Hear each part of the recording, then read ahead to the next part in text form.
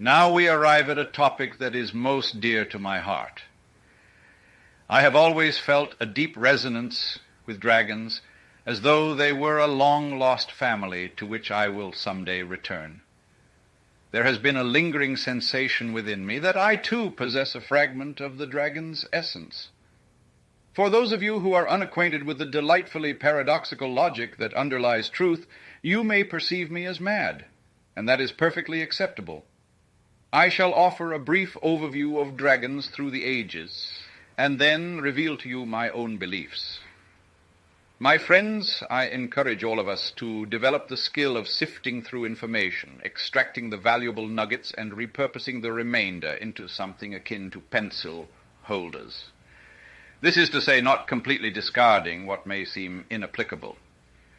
Embark on this journey with me, and let us employ both our hearts and our intellect to discern the truth that resonates within us, while also examining the data in the physical realm to reach a gratifying conclusion. In the cradle of civilization, ancient Mesopotamia, where the Tigris and Euphrates rivers nurtured the birth of human culture, dragons played a vital role in the mythologies and religions of the Sumerians, Akkadians, Babylonians, and Assyrians. The Mesopotamian dragon-like creatures were intricately intertwined with the very essence of creation and destruction, symbolizing the natural forces that shape existence. The earliest known dragon-like deity was Tiamat, a primordial goddess of the sea, who features prominently in the Babylonian creation myth known as the Enuma Elish. Tiamat was a tumultuous, chaotic force that birthed the gods and the world itself. In this epic tale, Tiamat, the embodiment of chaos, is in conflict with the younger gods who seek order. In the midst of this cosmic struggle, Marduk, the god of Babylon, eventually defeats Tiamat and uses her divided body to create the heavens and the earth.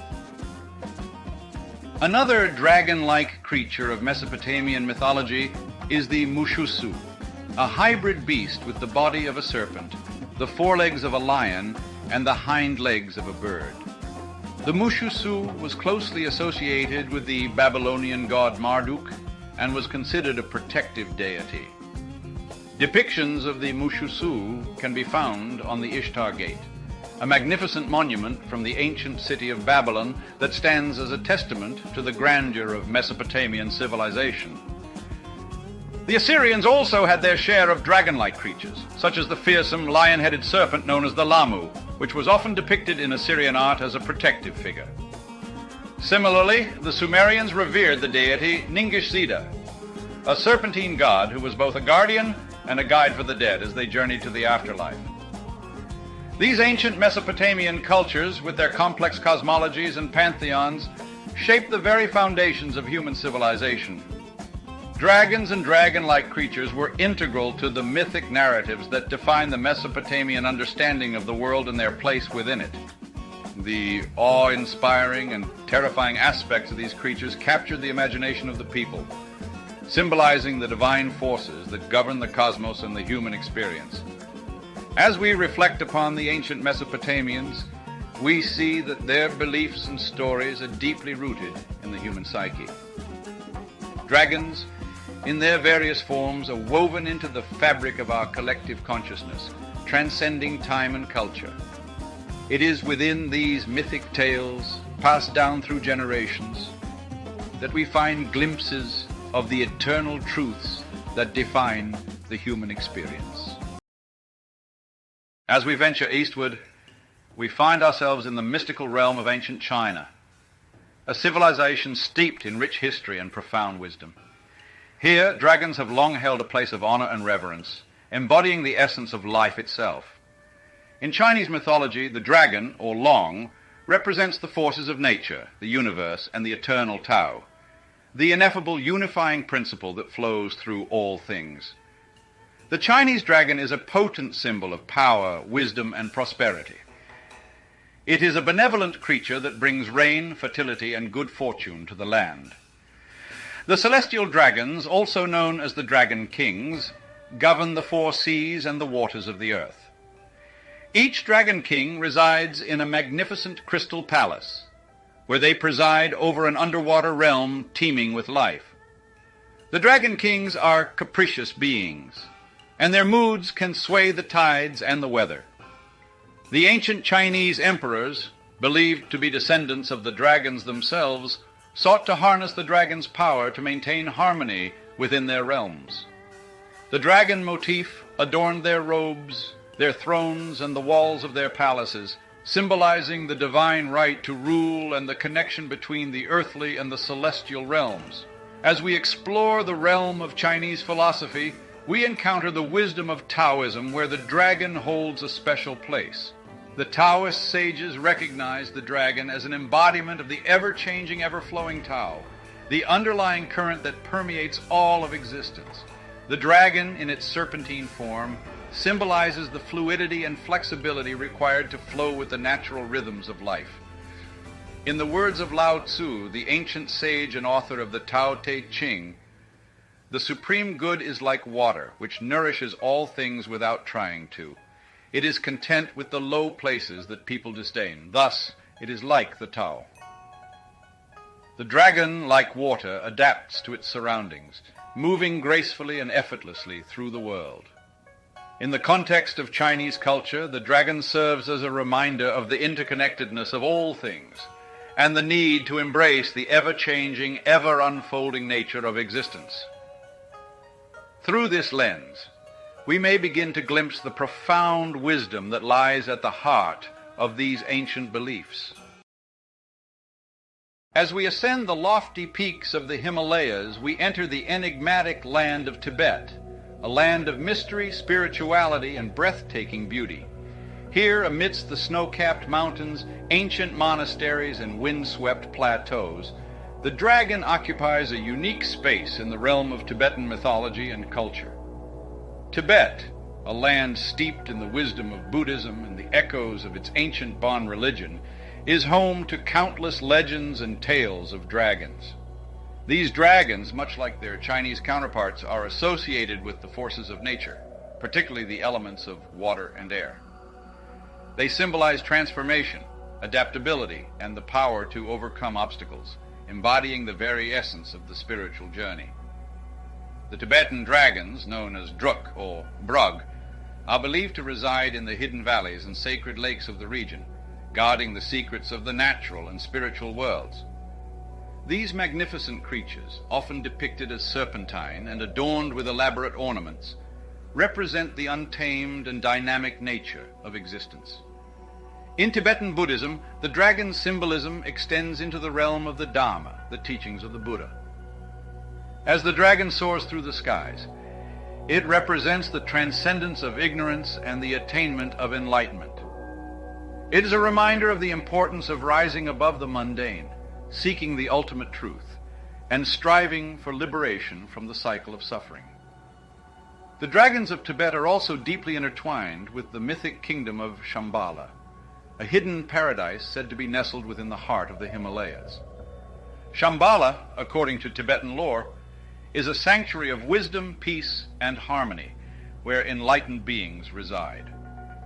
The dragons that dwell in this mystical realm are believed to possess immense spiritual power, guiding and protecting those who embark on the arduous journey towards self-realization. As we reflect upon the dragons of Tibet, we begin to appreciate the profound wisdom and spiritual depth of this ancient culture. The dragon, as a symbol of transformation, adaptability, and transcendence, mirrors the spiritual path that each of us must walk, the path that leads us to the ultimate understanding of the nature of existence and our place within it. As we embark on a voyage across the azure seas of the Mediterranean, we arrive in the sun-drenched lands of ancient Greece and Rome, where the dragons of myth and legend assume a different form, yet still retain a profound connection to the human experience. In the classical world, dragons were depicted as powerful adversaries, entwined in the epic tales of gods and heroes.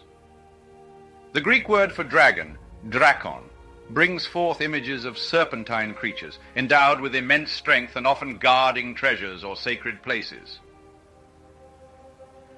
One of the most famous Greek dragons is the Lernaean Hydra, a many-headed serpent that terrorized the people of Lerna. It was the mighty hero Heracles, or Hercules, who bravely vanquished this fearsome beast as part of his 12 labors. The Hydra, with its regenerating heads, symbolized the persistence of evil and the seemingly insurmountable challenges that the hero must face on his journey.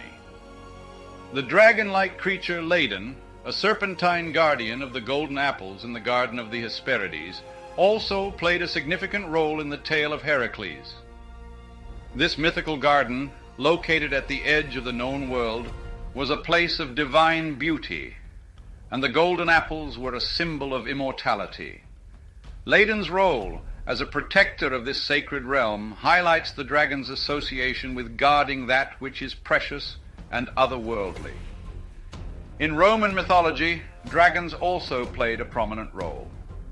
The story of Aeneas, a hero of the Trojan War, recounts the encounter with the fearsome Cetus, a sea monster sent by the vengeful goddess Juno. Aeneas and his companions must overcome the wrath of the gods and face the chaos of the natural world, embodied by this dragon-like creature, to fulfill their destiny and establish the foundations of Rome. The dragons of ancient Greece and Rome, while exhibiting more adversarial qualities than their Eastern counterparts, still serve as powerful manifestations of the human experience. As real creatures, they embody the chaos that must be tamed, the darkness that must be vanquished, and the obstacles that must be overcome in the pursuit of truth, wisdom, and understanding. As we journey across the vast expanse of North America, we encounter the rich tapestry of Native American cultures, each with its own unique beliefs and traditions. Within these diverse societies, we find stories of great serpents, thunderbirds, and other mythical beings that, although distinct from the classic dragon image, share certain similarities in their roles as powerful creatures wielding influence over the natural world. The native peoples of the eastern woodlands, such as the Iroquois and the Algonquin, spoke of the great horned serpent, a colossal water-dwelling creature adorned with horns and scales. This powerful being was often associated with water, storms, and the mysterious depths of lakes and rivers. Although the great horned serpent could be both benevolent and malevolent, it was ultimately a symbol of transformation and balance, embodying the dual nature of existence. In the legends of the Great Plains tribes, the thunderbird, a colossal bird with the power to create storms and lightning, held a prominent place. The thunderbird was a force of nature, a guardian of the skies, and a fierce protector of its domain. In some stories, the thunderbird would engage in epic battles with great serpents, reminiscent of the dragons in other cultures, highlighting the struggle between order and chaos. The tribes of the Southwest, such as the Hopi and the Zuni, revered serpentine beings known as the Avanyu, or plumed serpent, which were associated with water and rain. In these arid lands, where water is scarce, the Avanyu symbolized life and fertility. These serpentine deities, like the dragons of the East, were also revered as sources of wisdom and spiritual insight. The dragons and dragon-like creatures of North America, while distinct from their Eastern and Western counterparts, still offer us a glimpse into the universal themes that resonate across cultures and time.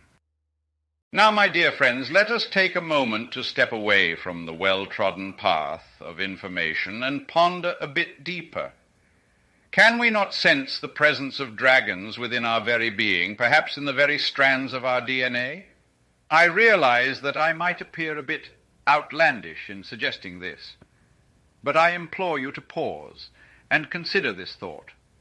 Why do dragons hold such a profound significance for us? And when will we awaken to the seemingly impossible coincidences of multiple cultures and civilizations across the vast expanse of recorded history describing these enigmatic beings? My humble YouTube channel is still in its formative stages, and for the most part I endeavor to lay a solid foundation by presenting information in an unbiased manner. However, I must confess that my nearly 3 decades of research and exploration have led me to a single, albeit somewhat fluid, theory. If a subject has been shared and recounted in the manner I've described, spanning great distances and epochs, then it is my duty to respect that subject and the wisdom imparted by those who have shared it. Who am I in comparison to the countless millennia of human experience? Moreover, who are we to dismiss the knowledge accumulated over a period of time that renders our current civilization a mere speck of dust on the grand tapestry of cosmic events?